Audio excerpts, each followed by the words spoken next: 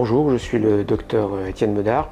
J'exerce l'ophtalmologie à Pont-à-Mousson.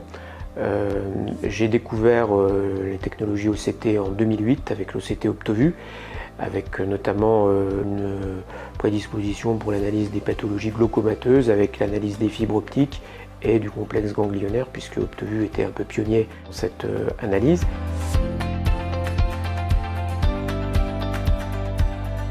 Alors, déjà, on avait l'impression d'avoir, bien que ce ne soit pas du tout le même mécanisme que l'angiographie, puisqu'on n'injecte rien, mais on décrit les vaisseaux sanguins, donc les vaisseaux superficiels qui sont comparables à ce qu'on peut avoir en angiographie en fluorescence, mais surtout les couches plus profondes qui permettent d'avoir l'épaisseur de la rétine vascularisée avec ces différents réseaux, et ça donne une approche totalement différente.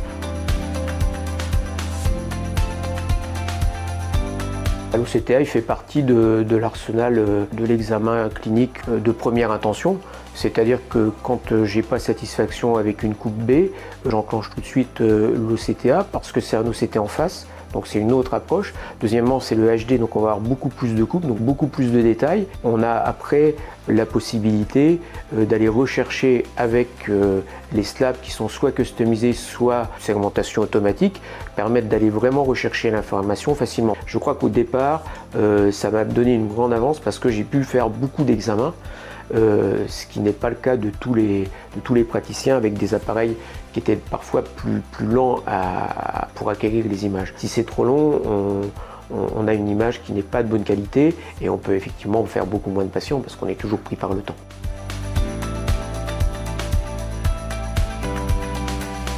Dans un domaine particulier que sont les neuropathies glaucomateuses et les neuropathies optiques, j'ai systématiquement recherché l'état des densités capillaires. De nombreuses présentations ont fait état des pertes capillaires dans les glaucomes.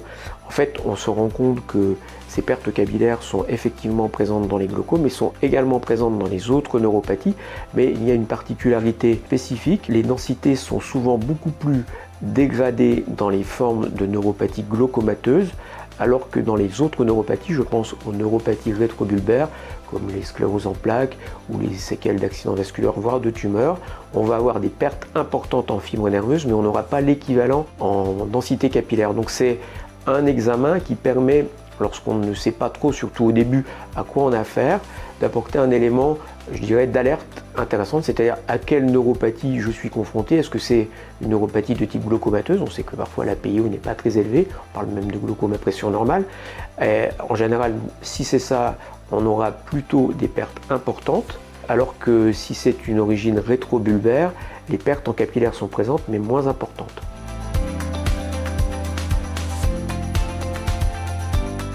Je pense que l'OCTA a encore beaucoup d'avenir devant lui parce qu'il y a des progressions à faire, notamment dans des fenêtres d'acquisition plus grandes, sans recomposition. Donc ça, c'est vraiment la tendance du moment. Une rapidité d'acquisition qui doit, avec l'upgrade des logiciels et puis le développement des nouvelles machines, doivent également permettre d'améliorer le rendement de l'examen. Enfin, la représentation 3D est déjà acquise avec le nouveau logiciel AngioVue, et je pense que l'acquisition 3D peut permettre, notamment dans les membranes néovasculaires, dans les DEP, d'avoir des informations supplémentaires.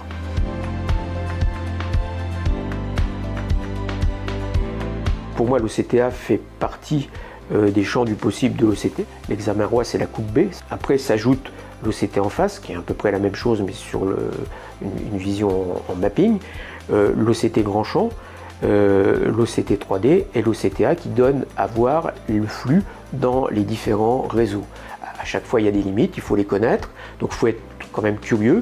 Donc je pense que ça fait quand même partie de notre métier, et je pense qu'il faut aussi au début réaliser les examens soi-même, connaître son appareil, connaître ses possibilités pour avoir une discussion intéressante avec ses collaborateurs qui sont plutôt amenés à faire l'examen avec son viewer, mais faire l'examen donne une aisance qu'on ne peut pas avoir autrement.